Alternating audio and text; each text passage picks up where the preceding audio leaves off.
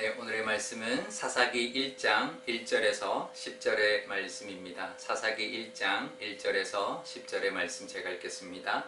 여호수아가 죽은 후에 이스라엘 자손이 여호와께 여쭈어 이르되 우리 가운데 누가 먼저 올라가서 가나안 족속과 싸우리이까? 여호와께서 이르시되 유다가 올라갈지니라. 보라, 내가 이 땅을 그의 손에 넘겨주었노라 하시니라. 유다가 그의 형제 시므온에게 이르되 내가 제비 뽑아 얻은 땅에 나와 함께 올라가서 가나안 족속과 싸우자. 그리하면 나도 내가 제비 뽑아 얻은 땅에 함께 가리라 하니 이에 시므온이 그와 함께 가니라. 유다가 올라가매 여호와께서 가나안 족속과 브리스 족속을 그들의 손에 넘겨주시니 그들이 베색에서 10,000명을 죽이고 또 베색에서 아도니 베색을 만나 그와 싸워서 가나안 족속과 브리스 족속을 죽이니 아도니 베색이 도망하는지라. 그를 쫓아가서 잡아 그의 엄지손가락과 엄지발가락을 자르매 아도니 베색이 이르되 옛적에 70명의 왕들이 그들의 엄지손가락과 엄지발가락이 잘리고 내 상 아래에서 먹을 것을 줍더니 하나님이 내가 행한 대로 내게 갚으심이로다 하니라. 무리가 그를 끌고 예루살렘에 이르렀더니 그가 거기서 죽었더라. 유다 자손이 예루살렘을 쳐서 점령하여 칼날로 치고 그 성을 불살랐으며 그 후에 유다 자손이 내려가서 산지와 남방과 평지에 거주하는 가나안 족속과 싸웠고 유다가 또 가서 헤브론에 거주하는 가나안 족속을 쳐서 세세와 아히만과 달메를 죽였더라. 헤브론의 본 이름은 기럇 아르바였더라. 아멘. 네, 잠깐 기도하겠습니다. 아버지 하나님, 오늘도 하나님의 말씀 앞에 서 있습니다. 사사기 말씀을 하나님 우리에게 주고 계시는데 이 말씀으로 또 하나님의 인도함을 받는 우리가 되게 하여 주옵소서. 감사드리며 예수님의 이름으로 기도드리옵나이다. 아멘. 네, 오늘부터 사사기 말씀을 묵상하게 되는데요. 9월 한 이제 하순 정도, 중순 말까지 하게 되는데 참 많이 기대가 됩니다. 지난번에 출애굽기 묵상도 참 은혜가 많았는데요. 우리가 그냥 읽을 때와 이렇게 묵상하면서 말씀을 볼 때 받는 은혜가 좀 다릅니다. 이 사사기 말씀 우리가 잘 아는 대로 자기 소견에 오른 대로 행했던 그 시대, 사사시대, 요즘 같은 시대죠. 자기 말이 자기 생각이 다 옳은 것처럼 살아가는 이 시대에 하나님이 우리에게 주시는 말씀 또 인도하심이 이 사사기 말씀을 통해서 있기를 바랍니다. 사사시대는 이렇게 시작합니다. 1절에 여호수아가 죽은 후에, 그러니까 여호수아 시대가 이제 끝이 났습니다. 그러니까 여호수아 시대는 가나안 땅을 정복하는 정복기이고 사사기는 그 정복기 이제 후에 이제 나머지 땅을 차지하고 하나님의 뜻대로 그 땅을 이제 정착해서 사는 시기가 사사시대인데요. 이제 사람의 지도자가 이제 사라진 거죠. 그리고 얼마나 혼란에 빠질 수 있겠습니까? 모세 같은 강력한 지도자가 죽었고 여호수아 같은 또 강력한 지도자가 죽었습니다. 그 이후에 다른 지도자가 아직 세워지지 않았습니다. 그러니 얼마든지 이제 혼란에 빠질 수 있고 가나안 땅을 아직 차지했다고 하지만 언제든지 다시 이제 역공격을 받아서 밀려날지 모르는 그런 상황인 거죠. 그때 하나님께 물었습니다. 눈에 보이는 지도자는 죽었어도 영원하신 우리의 지도자, 불변하시는 우리의 인도자 하나님이 계시기 때문에 하나님 앞에 묻는 거죠. 이제 누가 먼저 올라가야 하겠습니까? 라고 하나님께 이스라엘 백성들이 물었습니다. 그랬더니 하나님께서 대답하기를 유다가 먼저 올라가라 라고 합니다. 유다가 늘 선봉에 섰었습니다. 그러니 유다가 먼저 올라가라 라고 합니다. 이제 여호수아 시대 때 많이 정복을 했지만 아직까지 남은 땅이 있기 때문에 이제 사사 시대에도 계속 정복을 해 나가야 했기 때문이고 또 올라가라고 한 것은 이제 물론 이제 북쪽으로 올라가는 의미도 있지만 대부분 남은 성들이 이제 산에 있는 성들, 남공불락에 이제 이 산 위에 있는 성읍들만 남아 있었기 때문이죠.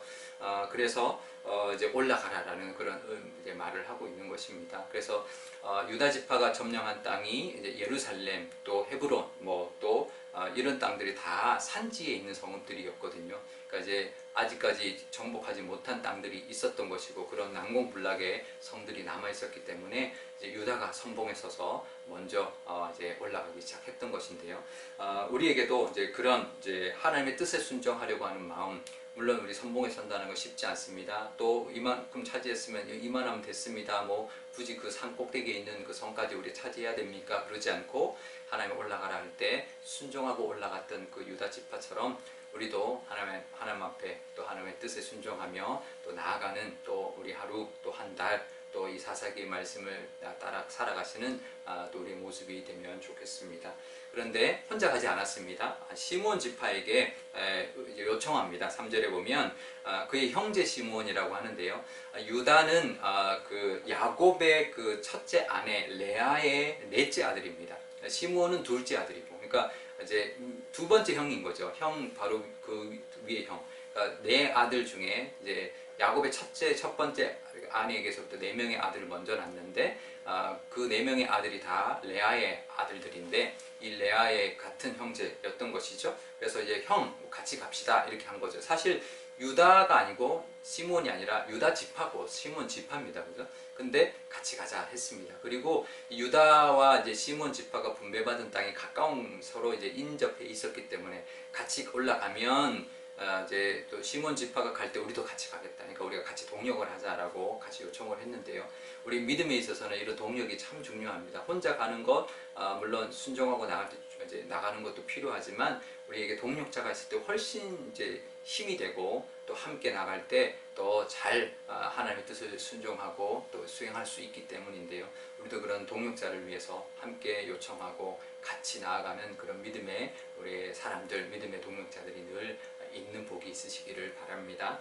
그러면서 이제 베색에서 이제 5절에 보면 아도니 베색을 만납니다. 그러니까 가나안의 왕을 만났는데 이 사람을 잡았습니다. 그리고는 그 사람의 엄지 손가락과 엄지 발가락을 자릅니다. 이게 굉장히 상징적이죠. 이제 우리 예전에 그 대제사장의 엄지 손가락, 엄지 발가락 귀에다가 이제 피를 발랐던 것하고도 조금 이제 뭐 이런 이제 약간의 그런 맥락이 있는데 이거는 이제 그 사람의 그 힘을 자르는 거죠. 이제 어떻게 좀 잔인하게 보이지만 그 당시에 이게 이제 풍습이었습니다. 이게 그 사람의 어떤 힘을 엄지손가락과 발가락을 자르는 어떤 그런 행위는 이제 그 풍습이었는데 7절에 보면 이 아도니 베색이 이렇게 고백을 하죠. 자기가 70명의 왕들의 엄지손가락과 발가락을 잘랐었는데 이제 내가 이렇게 하나님에게 그 행한 대로 자기가 행한 대로 갚는 그런 이런 이제 자기의 모습이구나라고 하면서 하나님을 또 하나님의 공의를 인정하고 있습니다. 내가 그렇게 행했더니 하나님이 나에게도 이렇게 갚으셨다라고 이제 고백하면서 결국은 예루살렘에서 죽게 되는데요. 그러니까 하나님이 행하시는 그 이스라엘 그 가나안 땅의 정복은 공의의 행하십니다라는 것을 우리가 알아야 합니다. 그 땅에 있는 사람들을 이제 무모하게 죽이는 것이 아니라 하나님이 그들에게 공의를 행하시는 모습이다라는 것을 우리가 기억하고 우리가 하나님 뜻대로 행할 때 그 믿음으로 공의의 하나님의 인도하심을 따라 공의를 하나님이 이루어 주실 것이다. 그러니 우리는 순종하고 나갑니다라고 하면서 담대하게 하나님 뜻대로 나아가실 때 하나님의 은혜가 우리 삶 가운데도 또 우리에게 예비하신 모든 복 가운데도 임할 줄 믿습니다. 오늘 기도할 때 이렇게 기도하면 좋겠습니다. 먼저 이 사사기 말씀을 통해 많은 은혜를 주십시오. 또 하나님께서 우리에게 주시고자 하는 분명한 땅이 있을 것이고 그것을 차지할 수 있는 믿음 허락해 주시고 같이 나갈 수 있는 동력자도 하나님 허락해 주시고 공의를 이루어 주셔서 우리에게 예비하신 모든 복과 은혜를 다 누리는 우리가 되게 해달라고 기도하면 좋겠습니다. 또 화요일인데 우리가 기도하는 우리 믿지 않는 우리 주변의 사람들에게도 복음이 전해져서 하나님의 공의가 나타나고 구원의 역사가 있게 해달라고 기도하면 좋겠습니다. 제가 기도하겠습니다. 아버지 하나님 감사합니다. 이 사사기 말씀으로 우리에게 주시고자 하는 말씀과 인도하심이 있을 줄 압니다. 이 자기 소견에 옳은 대로 살아가는 이 시대에 이 사사기의 말씀이 우리에게 지표가 되게 하여 주시고 정말 하나님에게 묻고 하나님이 가라 하시면 순종하고 나아가는 우리가 되게 하여 주옵소서. 그래서 함께 나아갈 수 있는 동력자도 붙여주시고 우리에게 예비하신 땅도 차지하는 그 은혜도 베풀어 주옵소서. 하나님 예루살렘과 헤브론이 정말 귀한 성읍들이었습니다. 그것을 차지했던 것처럼 우리에게도 그런 은혜를 베풀어 주실 줄 믿습니다. 하나님 우리가 믿지 않는 우리 주변에 있는 많은 영혼들을 위해서도 기도할 수 있는 저희들 되게 하여 주시고 영적으로 하나님이 그들을 하나님의 자녀로 삼을 수 있는 그런 영적 전쟁에 하나님 기도의 용사들이 다 되게 하여 주옵소서. 감사드리며 예수님의 이름으로 기도드리옵나이다. 아멘. 주기도문 하겠습니다. 하늘에 계신 우리 아버지, 아버지의 이름을 거룩하게 하시며 아버지의 나라가 오게 하시며 아버지의 뜻이 하늘에서와 같이 땅에서도 이루어지게 하소서.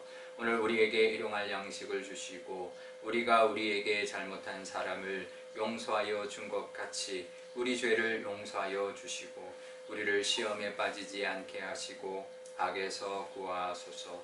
나라와 권능과 영광이 영원히 아버지의 것입니다. 아멘.